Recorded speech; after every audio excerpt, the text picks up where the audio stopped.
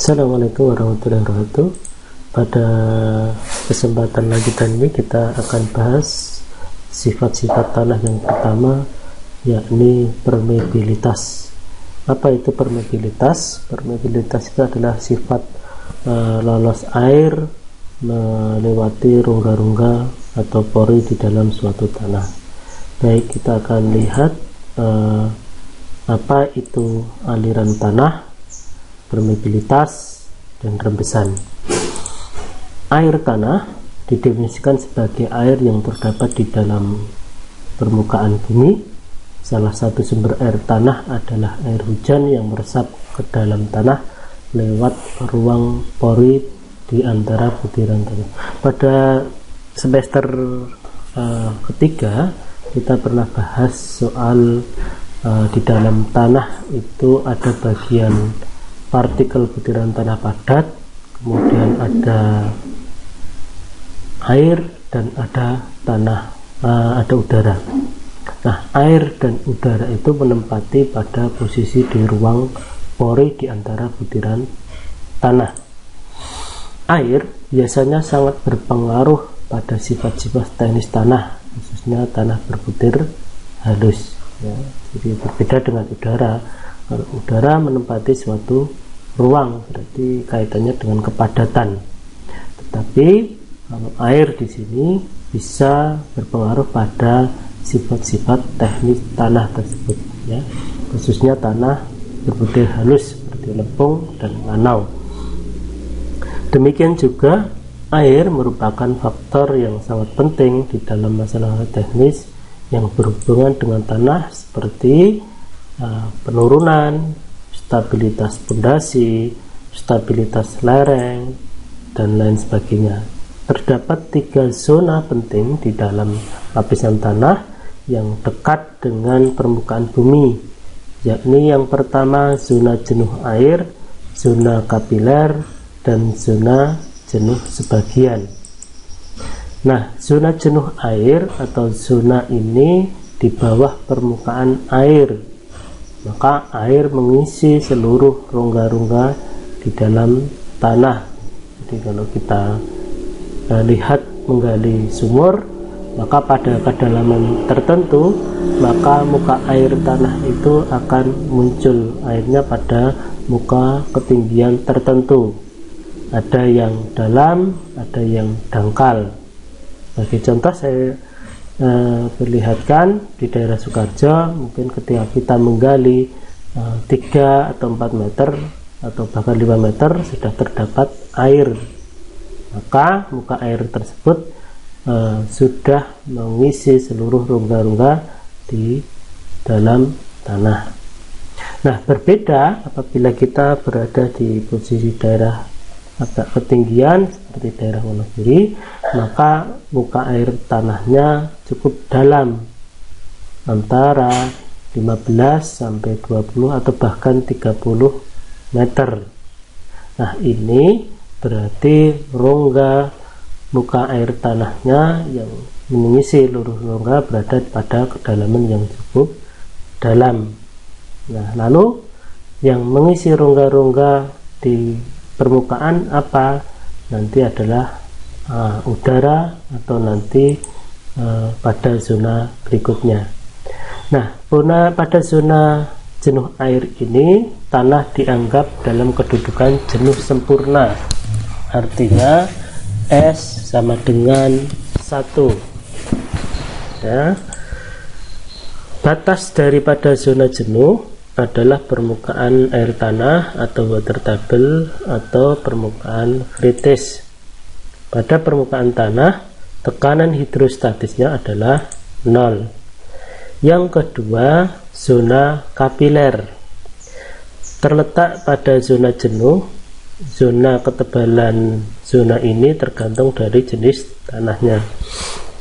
Nah, akibat tekanan kapiler, air terhisap ke atas, mengisi ruangan di antara butiran tanah. Pada tanah ini air mengalami tekanan negatif. Yang ketiga adalah zona jenuh. Zona jenuh sebagian kedudukan paling atas adalah zona di dekat permukaan tanah di mana air tanah dipengaruhi oleh penguapan dan akar tumbuh-tumbuhan. Pada berikutnya kita akan bahas tentang gradien hidrolik. Menurut persamaan Bernoulli, tinggi energi total pada suatu titik di dalam air mengalir dapat dinyatakan sebagai penjumlahan tinggi tekanan, tinggi kecepatan, dan tinggi evaluasi, yaitu adalah H sama dengan P per gamma air plus V kecepatan pangkat 2 dibagi dengan gravitasi dikalikan atau 2 gravitasi plus Z, kemudian P per gamma V adalah tekanan tinggi atau tinggi tekanan ya, energi total ya, kemudian V kuadrat plus gravitasi adalah kecepatan dan Z adalah tinggi elevasinya, maka H adalah energi total.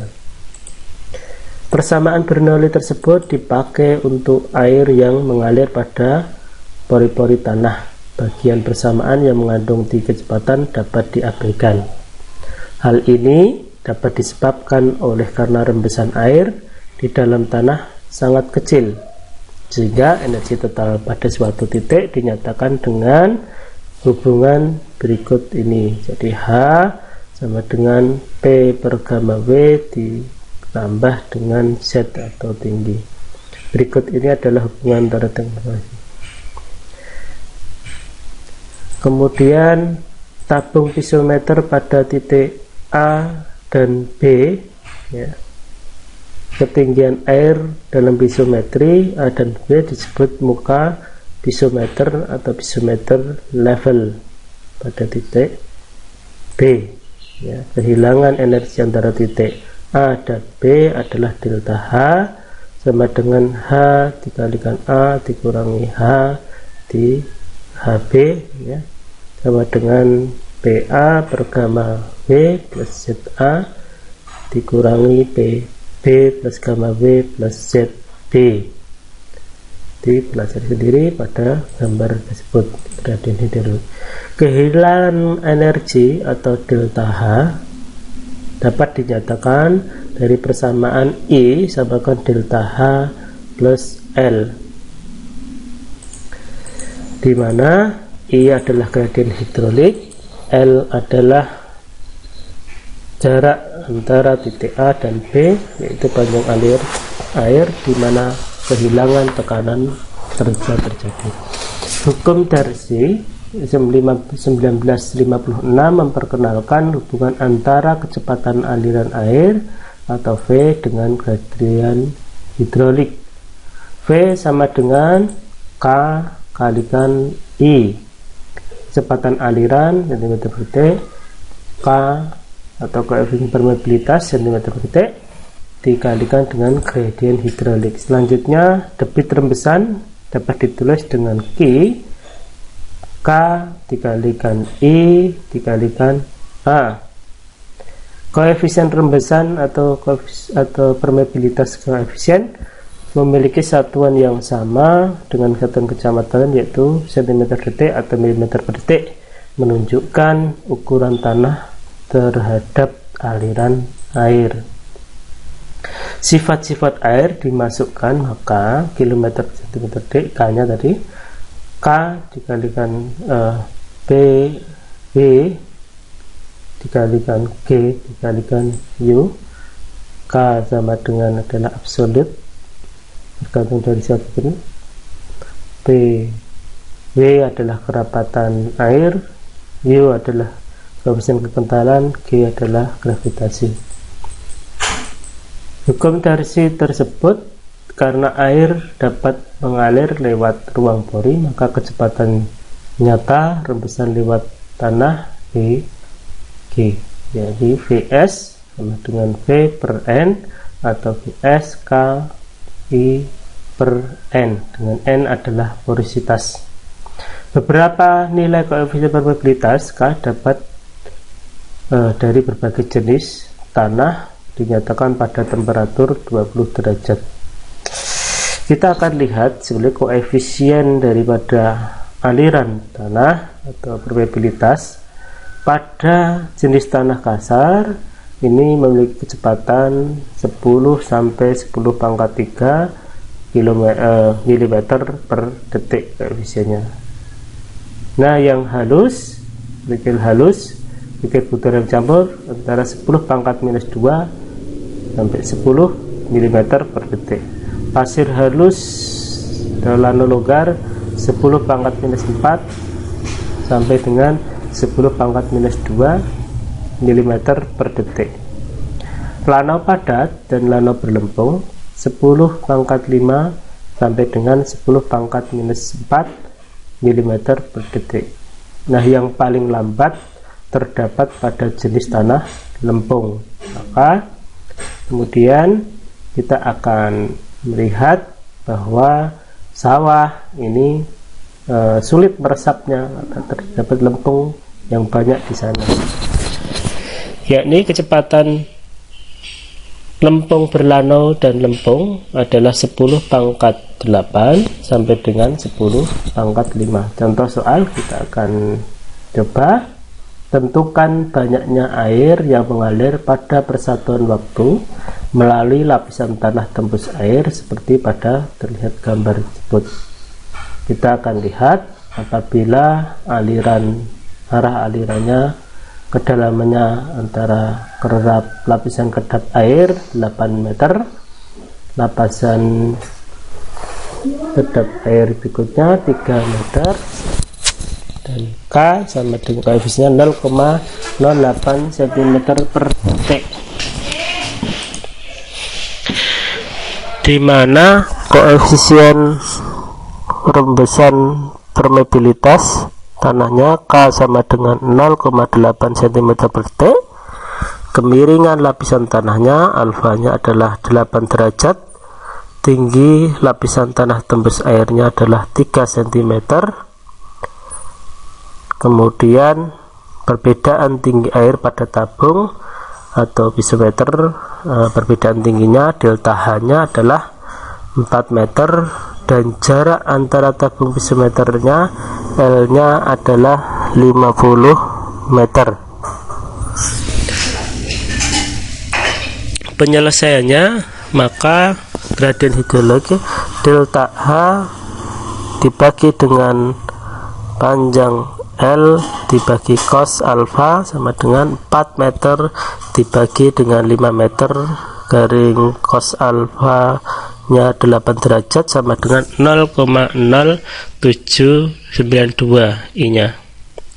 Banyaknya air yang mengalir pada persatuan waktu, lebar profil tanah dengan Q sama dengan koefisien tanah I plus dikalikan dengan A, maka Q 0,08 tadi didapat dari cm per detik, koefisiennya dikalikan 0,01 meter per detik dikalikan 0,0792 dikalikan 3 cos 8 derajat meter kuadrat dikalikan 1 sama dengan 0,188 kali 10 pangkat minus 3 meter kubik per detik per meter lebar. Jadi pengujian permeabilitas di laboratorium terdapat 4 macam cara pengujian untuk menentukan koefisien permeabilitas di laboratorium, yakni dengan cara yang pertama pengujian energi tetap constant head atau pengujian energi turun falling head. Penentuan secara tidak langsung dari pengujian konsolidasi. Pengujian permeabilitas dengan cara tinggi energi tetap ada constant head. Constant head ini cocok untuk tanah bergranular atau berbutir. Pada prinsipnya tanah benda uji diletakkan dalam silinder, pemberian pipa air pipa dimasukkan sedemikian rupa sehingga beda tinggi pipa masuk ke dalam H selalu dalam keadaan konstan. Kedudukan ini kemudian dicatat dan volume yang terkumpulnya adalah Q_T sama dengan Q1A kalikan T. Baik, demikian tadi kita akan bahas di berikutnya tentang materi permeabilitas. Terima kasih. Wassalamualaikum warahmatullahi wabarakatuh.